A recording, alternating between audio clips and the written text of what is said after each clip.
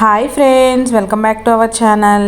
ఈరోజు నేను చూపించబోయేదండి వంకాయ పెరుగు పచ్చడి అండి. టేస్ట్ నిజంగా వేరే లెవెల్ ఫ్రెండ్స్, చాలా బాగుంటుంది. టేస్ట్ అయితే కొంచెం కొత్తగా ఉంటుంది, అలాగని టేస్ట్ కూడా చాలా అంటే చాలా బాగుంటుంది. చాలా ఇష్టంగా తింటారు అందరూ.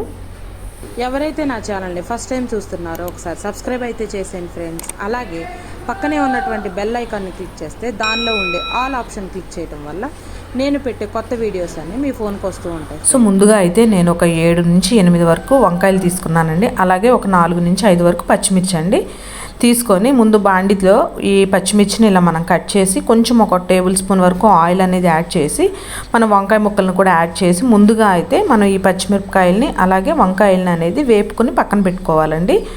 ఇది మనం ఎప్పుడు చేసుకునే పెరుగు చారు టేస్ట్ కన్నా కొంచెం డిఫరెంట్గా ఉంటుందండి. టేస్ట్ బాగుంటుందన్నమాట మనం ఇలా యాడ్ చేసి చేసుకోవటం వల్ల. సో నేను ఇప్పుడు ఒక బౌల్లోకి పెరుగు తీసుకుంటున్నానండి. మనకి కొంచెం లైట్గా పుల్లగా ఉన్న పెరుగు అయితే బాగుంటుందన్నమాట. సో దీనిలో కొంచెం సాల్ట్ అనేది యాడ్ చేసుకొని కొంచెం వాటర్ అనేది యాడ్ చేసుకొని చక్కగా మంచిగా ఇలా మీరు బీట్ చేసుకున్నారనుకోండి, మనకి ఆ పెరుగు గెడ్డలుగా లేకోకుండా చక్కగా జ్యూసీగా ఉంటుందన్నమాట. సో ఒక ఫోర్క్తో ఇట్లా మనం జ్యూసీగా చేసుకోవాలన్నమాట. సో దీనిలో ఇప్పుడు నేను ఒక చాప్ చేసుకున్నటువంటి ఒక పెద్ద సైజు ఉల్లిపాయను కూడా యాడ్ చేసేసుకుంటున్నాను. ఈ పెరుగులో యాడ్ చేసుకొని ఒకసారి అయితే తిప్పేసుకొని దీన్ని అయితే పక్కన పెట్టేసుకోండి.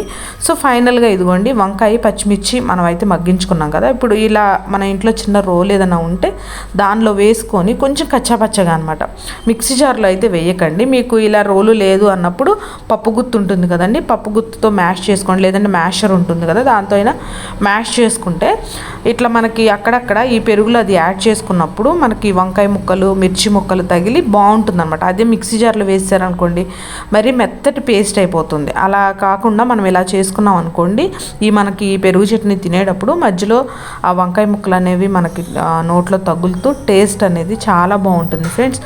చాలా కొత్తగా ఉంటుంది ఫ్రెండ్స్, ఇది చాలా బాగుంటుంది. సో ఇప్పుడు దీనిలో కొంచెం నేను మెంతులు అలాగే కొంచెం ఆవాలు కలిపి పౌడర్ చేసుకున్నటువంటిది నేను ఆ పౌడర్ అనేది యాడ్ చేశాను, ఒక 1/2 టేబుల్ స్పూన్ అనమాట. సో ఆ స్మెల్ కోసం అనమాట. ఇప్పుడు కొంచెం నేను ఫైనల్గా పోపు అయితే వేసేసుకున్నాను. ఈ పోపులో కూడా కొంచెం మీరు పసుపు యాడ్ చేసుకొని, మనకి పెరుగు పచ్చడి అంటే కొంచెం ఎల్లోయిష్గా ఉంటుంది కాబట్టి పెరుగు చారు అనేది చూసారా, ఇంకా ఫైనల్గా చూసారా ఎంత కలర్ఫుల్గా ఉందో. టేస్ట్ కూడా నిజంగా చాలా బాగుంటుందండి, కొత్తగా ఉంటుంది. ఎప్పుడు రొటీన్గా మనం చేసుకునే పెరుగు చారు కన్నా ఇలా వంకాయలతో ఒకసారి అయితే మీరు పెరుగు పచ్చడి చేయండి, టేస్ట్ చాలా బాగుంటుంది.